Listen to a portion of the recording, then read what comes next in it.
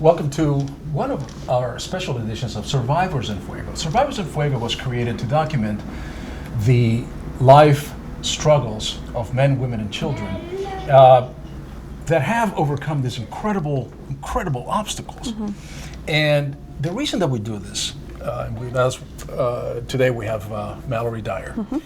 The reason we do this is because a lot of us who have overcome obstacles, we have done it because many reasons, right? Yes. But there's a lot of us out here that would probably want to overcome maybe similar obstacles as you have overcome. Exactly. And do not know where to go for help. Exactly. Or, to be sure, there are a ton of 800 numbers and help centers and everything else, but a lot of us maybe not want to pick up that phone and start telling stories. But Yes.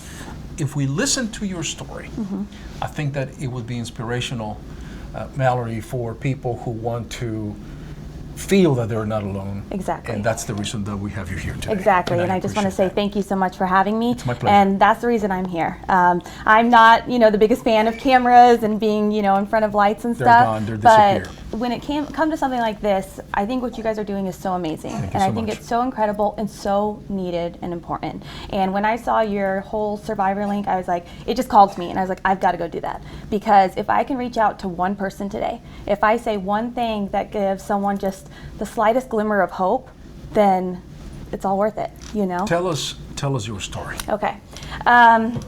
So let's see, kind of give you guys the Reader Digest of it.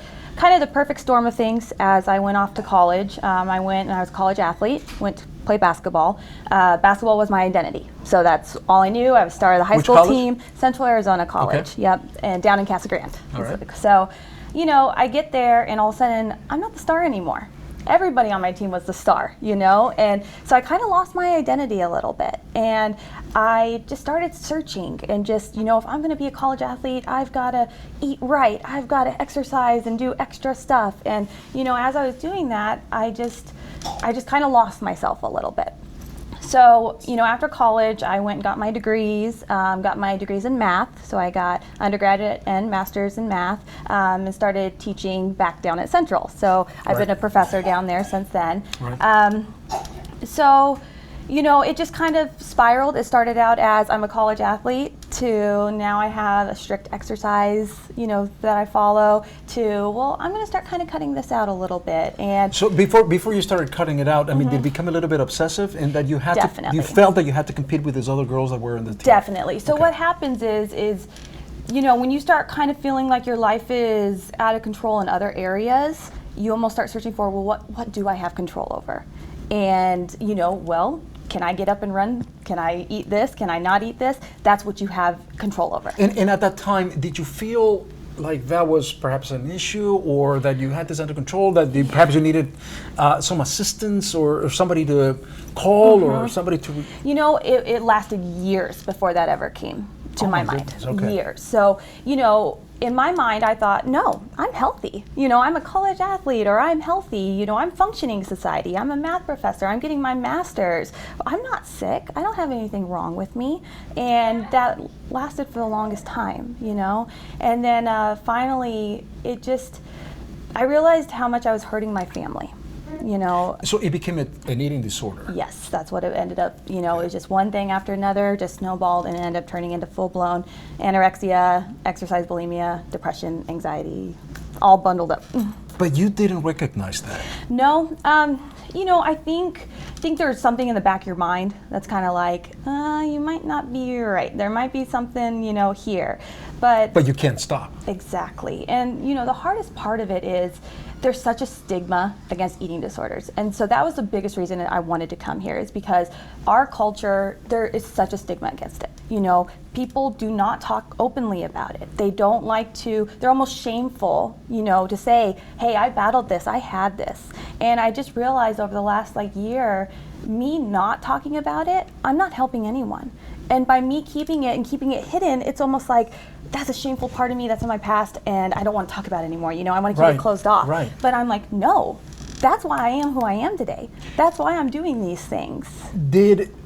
Was there an intervention? Was there something that occurred, maybe your parents, maybe your close family, that came to you and say, we need to talk. How did that Parents happen? tried that for a long time. My sister actually was going through an eating disorder at the same time.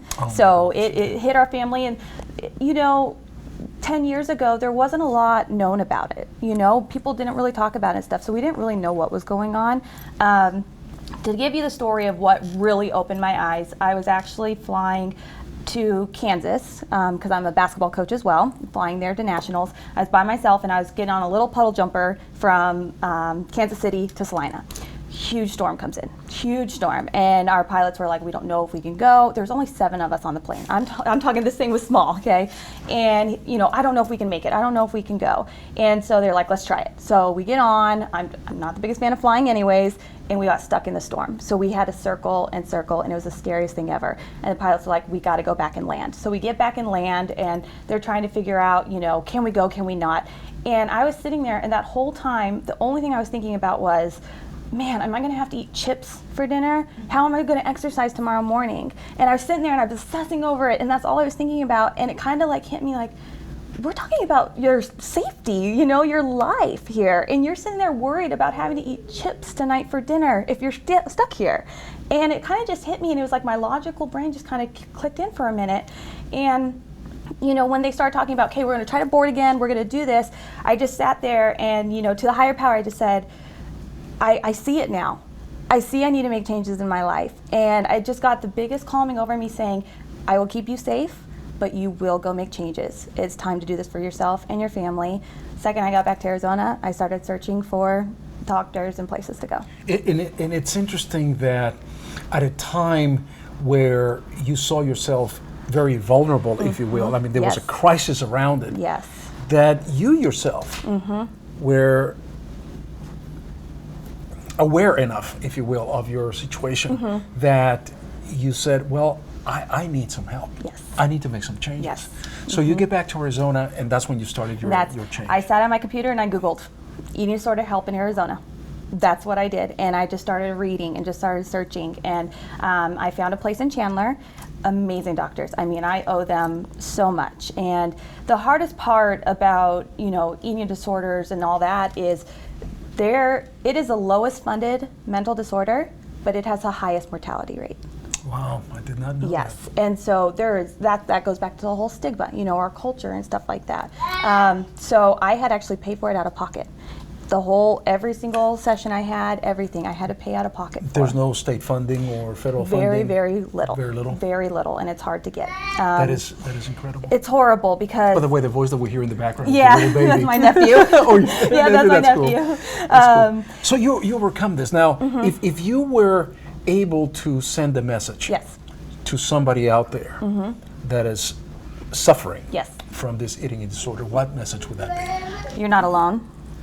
You're not alone. When you have an eating disorder, you feel like you put on a mask every day and you're a shell of yourself.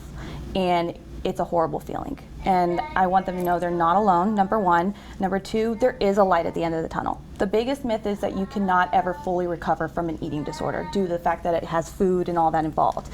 I'm living proof that you can. It takes work and it takes a lot of support, but you can. And so there is a light at the end of the tunnel. And I can hear it in your voice. I can hear it in your attitude. I mean, I can see it.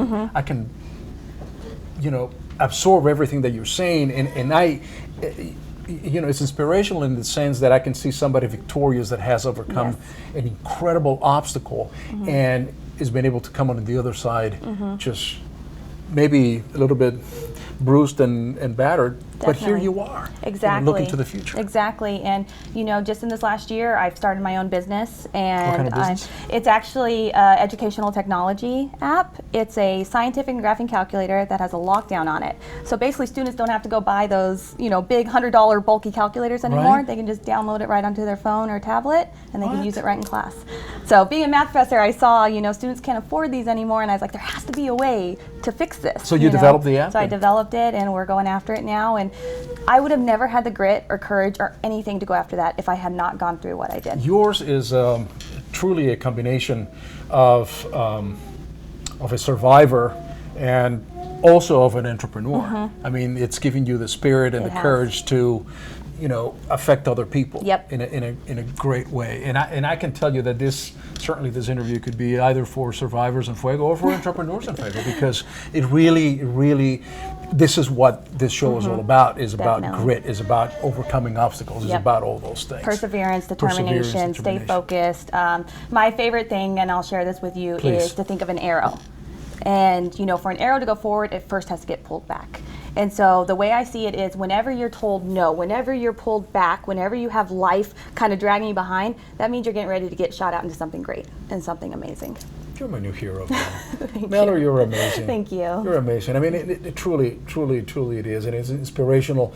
And to be honest with you, I originally thought that your story was one that we can certainly benefit from, but not as inspirational as you are telling it with your own Thank words. you. And it is, Thank you. and it's something that we will replay and replay again. Thank because you. it's really worthwhile. Not only, and this is what I see here, that the message that you're sending about perseverance and about overcoming obstacles not only affects those who have gone through an eating disorder specifically, but all of us that have gone through something, life-changing. Everybody's gone through something, and everybody's gone And through here something. you are. And exactly, and everybody does it differently too. And so the reason I really wanted to come here is, like I said, if I could just reach out to one person and make them feel I'm not alone, like I can do this, but also so others can see, hey, it's okay to share your struggles, so we can learn from each other, because everybody approaches them differently, and everybody helps each other out differently.